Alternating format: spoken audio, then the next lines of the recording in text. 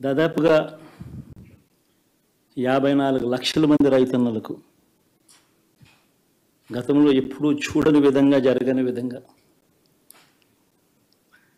పెట్టుబడికి సహాయంగా అందించే కార్యక్రమం మొట్టమొదటిగా జరిగింది మన ప్రభుత్వం వచ్చాకే.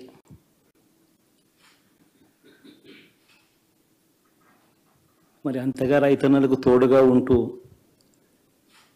రైతన్నలకు రైతు భరోసా ఇవ్వడం కానీ, సమయానికే వారికి ఇన్పుట్ సబ్సిడీ ఎప్పుడు జరగని విధంగా సీజన్ ముగిసేలోగానే ఇచ్చే కార్యక్రమం కానీ, ఉచిత ఇన్సూరెన్స్ కానీ, పగటిపూట 9 గంటలు ఇచ్చే కార్యక్రమం కానీ, ఉచిత విద్యుత్ ఇచ్చే కార్యక్రమం కానీ, మరి 1/2 కోటి మంది రైతన్నల ప్రేమ ఏమైందో తెలియదు. మరి ఇన్ని కోట్ల మందికి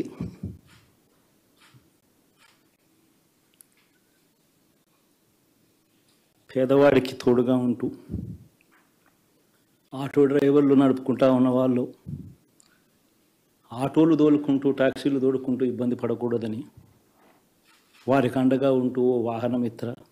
నేతన్నలకు అండగా ఉంటూ ఓ నేతన్న నేస్తం, మత్స్యకారులకు తోడుగా ఉంటూ మత్స్యకార భరోసా, ఫుట్పాత్ మీద చిన్న చిన్న ఇడ్లీ షాపులు పెట్టుకొని నడుపుకుంటూ, చిన్న చిన్న బంకులు పెట్టుకొని నడుపుకుంటూ,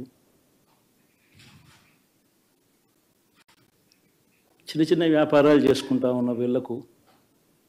నా అక్క చెల్లెమ్మలకు, నా అన్నదమ్మలకు మంచి జరగాలని ఆరాటపడుతూ వాళ్ళకు ఒక తోడు, నా రజకులకు, నా నాయి బ్రాహ్మణులకు,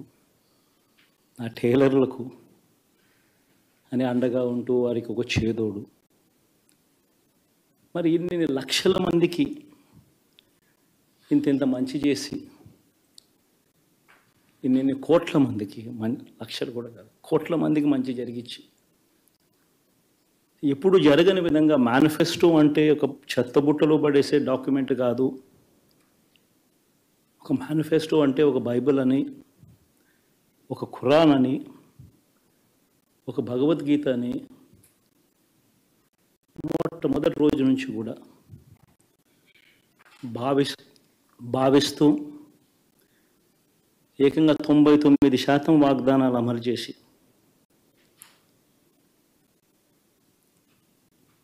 అంతే చిత్తశుద్ధితో